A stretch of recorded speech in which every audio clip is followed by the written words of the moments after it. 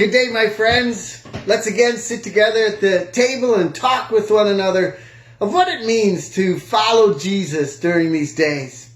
I hope this will be a word of strength and courage for you today as we together, and we are in this together, go through these days.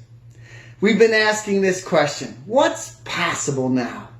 A question we'll be asking all the more as our culture begins to open back up. And I've suggested this, that we make the decisions about what's possible now intentionally, that we think deeply, that we decide what do we want to add back into our lives as culture opens up, and maybe what we don't want to add back into our life.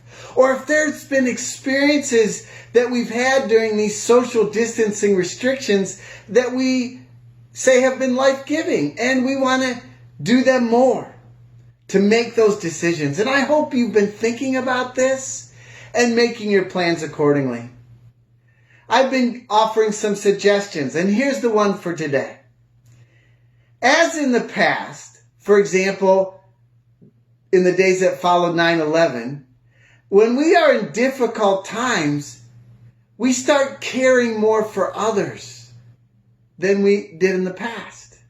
I would imagine you have felt more compelled during these days to care for others during this difficult time. And that's as it should be. And that's the way of Jesus. We've seen some amazing sacrifices on the part of people to care for others during these difficult times.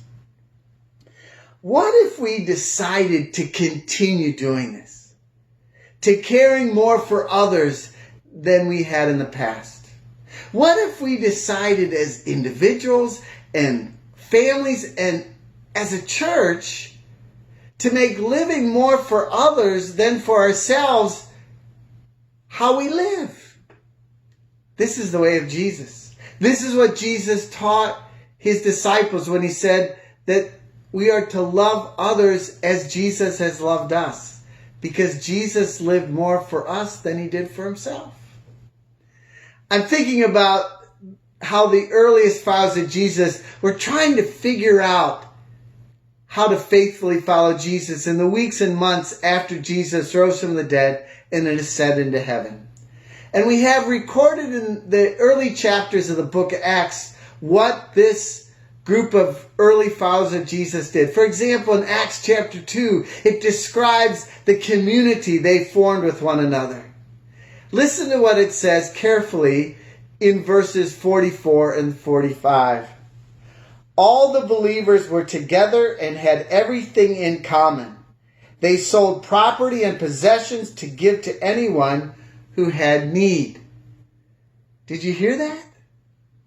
When I've done this Bible study with groups of people, it's not uncommon for someone to say, well, that sounds like socialism.